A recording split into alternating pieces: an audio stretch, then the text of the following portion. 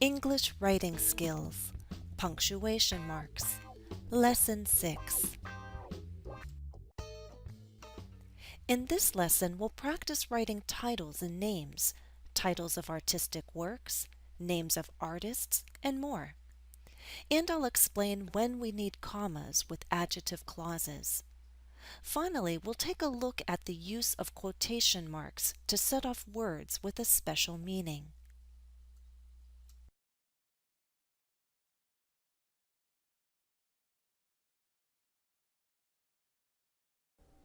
Hello everyone. Let's talk about movies, specifically movies about magical powers and special abilities. Do you know the movie Phenomenon from the 1990s? John Travolta plays a simple man who receives a gift. Let's punctuate these two sentences. The first is a question. We have a capital letter to start our sentence, and we have a question mark as our final sentence punctuation. That's good. But there is a mistake. Do you see it? First of all, I hope you know that it's not here. That is correct. Remember from our previous lesson that we do not need an apostrophe to refer to the decade, 1990s. The mistake is here. We have a title of a movie, but how do we show that it's the title of a movie? First, we'll capitalize the P. We have one word as the title. We're going to capitalize that word. If we had a larger title, a longer title, we would capitalize the first letter of all main words, principal words, content words, important words, whatever you want to call them. Okay? But we need to do something more. Because I'm writing by hand, I'm going to underline the title of this movie, this title of an artistic work. Usually when you write these days, you're on a computer though. On a computer, you would place this title in italics, those slanted letters. So to show a title of a large artistic work, such as a movie, a book, a play, a musical, a TV show, you capitalize the first letter of the first word and then all principal words, and you place that title in italics.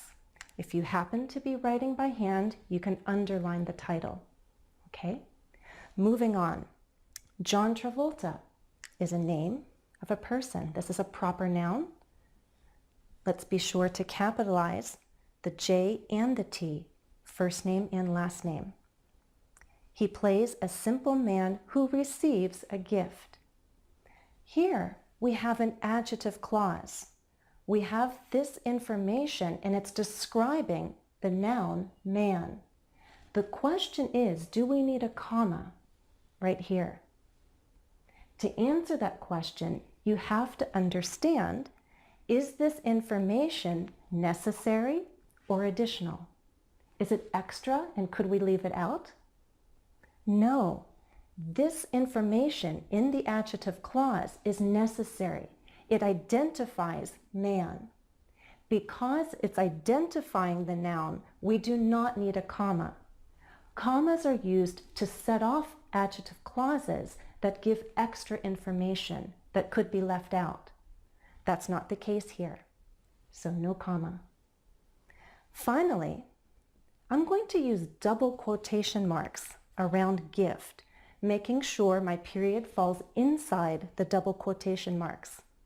But why? This isn't direct speech. Listen to my voice for a clue. John Travolta plays a simple man who receives a gift. I'm setting this word off because I'm using a special meaning, not the usual one. I don't mean a box that's nicely gift wrapped. I'm talking about something different, something special, a gift.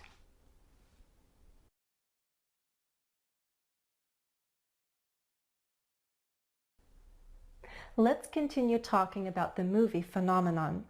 We've already talked about John Travolta's character, George. Now let me tell you about George's love interest, Lace. Lace, who is played by Kira Sedgwick, learns to accept George's special powers. First, let's talk about the adjective clause. Do you see it? Who is played by Kira Sedgwick.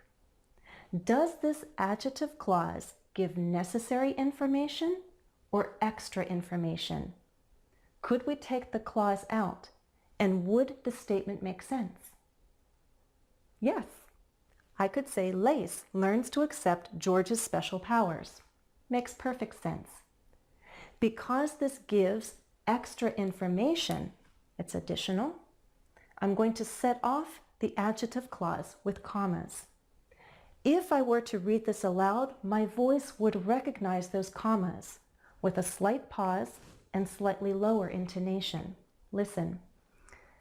Lace, who is played by Kira Sedgwick, learns to accept George's special powers. Do you hear the drop? And then I go up again. All right, now let's talk about names. Capitalized, good. Kira Sedgwick, first name. Last name needs to be capitalized.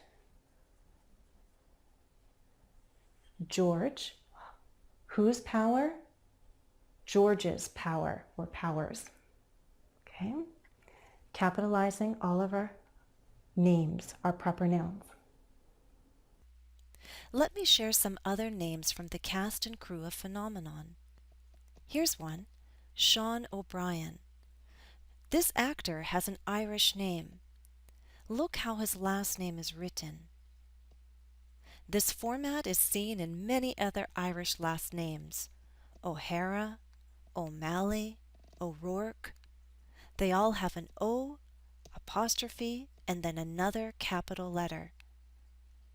You'll see a similar pattern in many Italian last names. Hallie d'Amore, Justin Di Pego. My pronunciation may be off, but the format is correct. Here's one, Donnie McMillan. Donnie has a Scottish last name. Whether it's Mick or Mac, you'll also see two capital letters within the last name. McMillan, McSteen, McDonald, McAllister. Bruce A. Young is another actor in the film. Bruce has a middle name, but we don't know it because he only gives his middle initial, A, the first letter. Whether it's an initial for a middle name or a first name, initials must be written with uppercase letters. They're followed by periods, and we separate them with a space. Now look at three more names. Craig B. Ayers Sr., Alejandro Diaz Jr. Senior, junior refer to father and son. So Craig has a son with the same name. Alejandro has a father with the same name. George A. Castle III, well, his name is pretty common in his family. There are three men with the same name, and he's the third.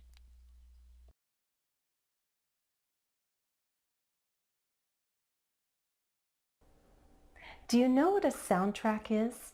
A soundtrack is all the music from a film. A lot of the music that I listen to comes from my favorite movies.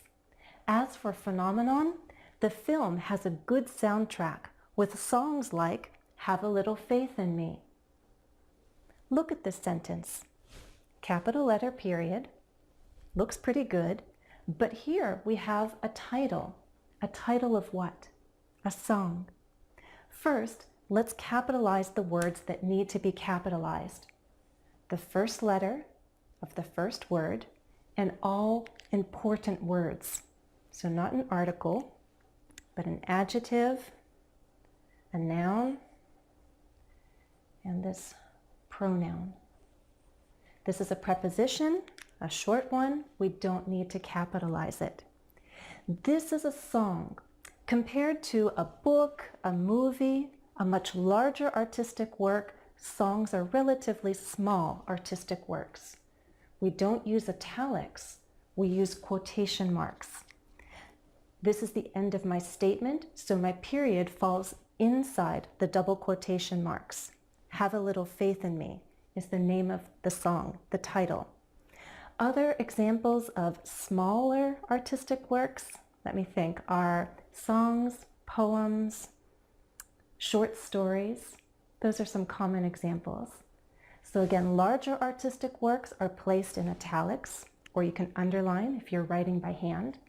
But regardless of whether you're writing by hand or typing on a computer, use quotation marks around smaller artistic works. This is the end of part 1. Please go on to the next part of this lesson.